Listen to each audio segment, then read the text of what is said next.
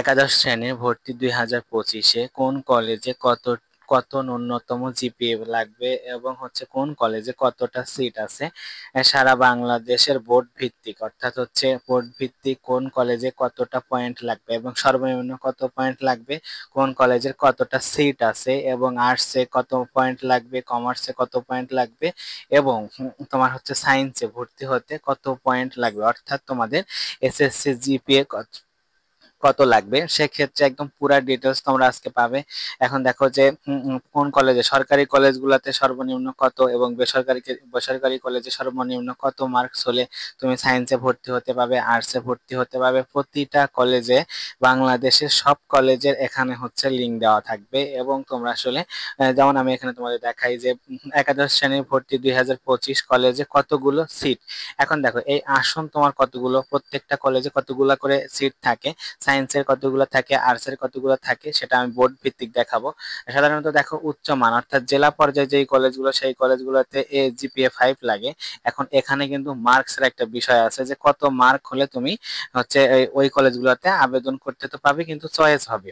তো সেক্ষেত্রে যেগুলো হচ্ছে মিডিয়াম অর্থাৎ মাঝারি মানের কলেজ, সেগুলোতে এই তোমার হচ্ছে এ মাইনাস থেকে শুরু করে এ প্লাস পর্যন্ত আবেদন করা যায়। তারপর আমি একদম ন্যূনতম কত মার্ক লাগবে আসলে, মার্ক সহ এবং ন্যূনতম কত পয়েন্ট লাগবে তোমাদের, ঠিক আছে, সেই পয়েন্টটা আমি দেখাই দিব। তো সেই ক্ষেত্রে এখানে দেখো বোর্ড ভিত্তিক কলেজের ভর্তির পয়েন্ট ও সিট সংখ্যা, এখানে হচ্ছে পিডিএফ সহ, আমিও পিডিএফ সহ তোমাদের দেখাবো। তো পিডিএফ সহ এখন দেখাবো। এখানে বলছে প্রত্যেকটা বোর্ড অনুযায়ী নিচের জিপিএ এস ও সিট সংখ্যা লিঙ্কের তালিকা দেওয়া হবে। দেখো এখানে হচ্ছে কি ঢাকা বোর্ড, তারপর হচ্ছে কুমিল্লা বোর্ড, তারপর বরিশাল বোর্ড, তারপর Chattogram board, Rajshahi board, Dinajpur board, Jessore board, Sylhet board, তারপর ময়মনসিংহ বোর্ড এবং মাদ্রাসা বোর্ড। তো এখান থেকে দেখো যে এখানে আমরা প্রথমে চলে আসছি, দেখো চট্টগ্রাম শিক্ষা বোর্ডের এখানে কলেজ, চট্টগ্রাম শিক্ষা বোর্ডের অধীনে যতগুলা কলেজ আছে, দেখো এখানে চট্টগ্রাম শিক্ষা বোর্ডের অধীনে এখানে এখানে যতগুলা কলেজ আছে, তোমার এখানে 24টা পেজ, আমি যদি একটু ভালো করে দেখাই, দেখো এই যে এখানে যদি তোমরা ভালো করে দেখো 24টা পেজ। তো এখানে তোমরা হচ্ছে কিভাবে দেখবে, প্রথমে হচ্ছে এখানে ডিস্ট্রিক্ট নাম দেওয়া আছে, তারপর এখানে থানার নাম দেওয়া আছে, তারপর কলেজের EIIN নাম্বার দেওয়া আছে, তারপর এখানে কলেজের নেম দেওয়া থাকবে, তারপর শিফট, ডে শিফট না না, তারপর হচ্ছে কি এরকম version, Bangla version, English version, তারপর গ্রুপ মানে কোন গ্রুপে এখানে তুমি ভর্তি হবে সেই গ্রুপ, তারপর হচ্ছে এখানে জেন্ডার দেওয়া থাকবে যে মেল হলে এখানে দেওয়া থাকবে, তারপর এখানে হচ্ছে মিনিমাম জিপি মানে সর্বনিম্ন জিপি কত লাগবে এবং হচ্ছে তারপর এখানে বলছে উইন্ডো মানে হচ্ছে কত হলে তোমরা এখানে হচ্ছে সর্বনিম্ন করতে হবে। তারপর দেখো এখানে অ্যাভেলেবেল সিট সংখ্যা, সিট সংখ্যা কত, এখানে প্রত্যেকটা কলেজের সিট সংখ্যা দেওয়া আছে। এখানে 24টা পেজ আছে।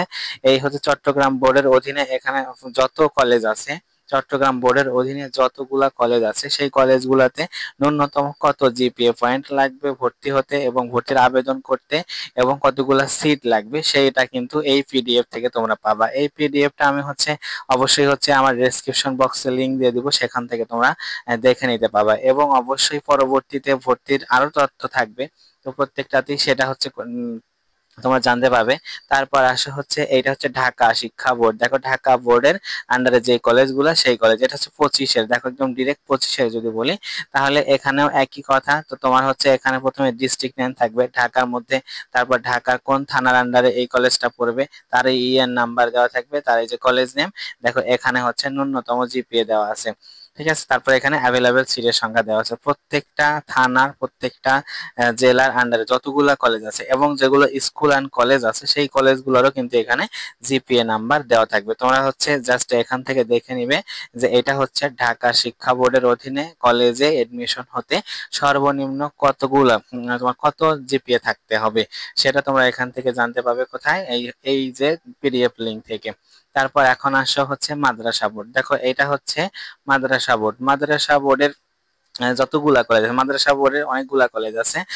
এখানে দেখো এই যে 104টা এখানে পিডিএফ এর পেজই হচ্ছে 104টা, তো 104টা যদি থাকে তাহলে দেখা যাচ্ছে অনেকগুলা তোমাদের এখানে কলেজ আছে। তো সেক্ষেত্রে তোমরা এখানে কি দেখবে, একইভাবে তোমাদের এখানে মিনিমাম জিপিএ দেখাবে এবং অ্যাভেলেবেল সিট সংখ্যা দেখাবে, সেটা তোমরা দেখে নিবে তোমাদের কোন কলেজের মানে কোন ডিস্ট্রিক্টের, তারপর কোন থানার কোন কলেজ তোমাদের পছন্দ। তারপরও সেখানে মার্কসের একটা বিষয় আছে, তো মার্কসের বিষয় সংক্রান্ত পরবর্তীতে আমি আসলে ভিডিও জানাবো।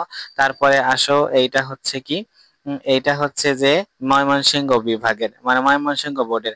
ময়মনসিংহ বোর্ডের এখানে এখানে তেমন বেশি কলেজ নাই, জাস্ট হচ্ছে কয়টা, এখানে হচ্ছে 27টা পিডিএফ, 27টা পেজ আছে। 27টা পেজের মোটামুটি বেশি নাই, তারপরেও তোমরা হচ্ছে এখান থেকে দেখে নিবে। তবে এখানে কিন্তু সিট সংখ্যা কম, অনেক সিট সংখ্যা কম আছে। তারপর তোমার যেই কলেজটা পছন্দ সেই কলেজের কি করবে, প্রথমে যেই কলেজ তোমার পছন্দ সেই কলেজটা এই পিডিএফ গুলা থেকে দেখবে, দেখে তারপর সেটার অবশ্যই কমেন্ট করে যাবে যে এই কলেজটাতে এখানে এত পয়েন্ট দেওয়া আছে, তো এত পয়েন্ট আমার আছে, তাহলে আমি এখানে ভর্তি হতে পাবো কিনা। তো সেই কাজটা তোমরা করবে। তারপর আমি সেটা দেখে আবার পরবর্তীতে জানাবো। তো সেই ক্ষেত্রে দেখো, তারপর আসি সিলেট বোর্ডে। এইটা হচ্ছে সিলেট বোর্ড। এখানে হচ্ছে সিলেট বোর্ড, সিলেট বোর্ডের এখানে 21 ফিটা, সিলেট বোর্ডেও মোটামুটি ভালো কলেজ অনেকগুলো আছে, তো এখান থেকে তোমরা ন্যূনতম দেখবে। তবে একটা বিষয় এখানে বলি, এখানে কিন্তু ন্যূনতম মার্কস দেওয়া আছে, যে ন্যূনতম হচ্ছে মার্কস নয়, ন্যূনতম পয়েন্ট দেওয়া আছে। ন্যূনতম পয়েন্ট হলে তুমি আবেদন করতে পারবে, কিন্তু তারা কত পয়েন্ট হলে নিবে সেই জন্য জানতে অবশ্যই তোমরা কি করবে, কমেন্টে জানাবে, তারপর আমি সেটা দেখবো এখন। তারপর আসি হচ্ছে যশোর শিক্ষা বোর্ড। দেখো যশোর শিক্ষা বোর্ডের এখানেও 51টা পেজ আছে, 51টা পেজে অনেকগুলাই তোমার হচ্ছে কলেজ আছে। তারপর তোমরা কলেজগুলো দেখবে, দেখে কি না হয় সবকিছু জানাবে। তারপর আসি হচ্ছে দিনাজপুর শিক্ষা বোর্ড। দেখো দিনাজপুর শিক্ষা বোর্ডের অধীনে যদি তোমাদের একটু দেখায়, তো এইটা যদি হচ্ছে, দেখো এইটা হচ্ছে কারমাইকেল কলেজে রাখছি। এটা আসলে কতটা সঠিক সেটা এখন দেখো, কারমাইকেল কলেজে রাখছি। দেখো কারমাইকেল কলেজে ডে শিফটে বাংলা, বিজনেস, আর এখানে হচ্ছে সায়েন্সের কথা যদি বলি, দেখো সায়েন্সে জিপিএ 5 লাগবেই। তো সেখানে কি লাগবে, মার্কস লাগবে। মার্কস হচ্ছে সেটা কেয়ার করে। তারপর দেখো সিট হচ্ছে 420টা, ঠিক আছে, সবকিছু ঠিক আছে।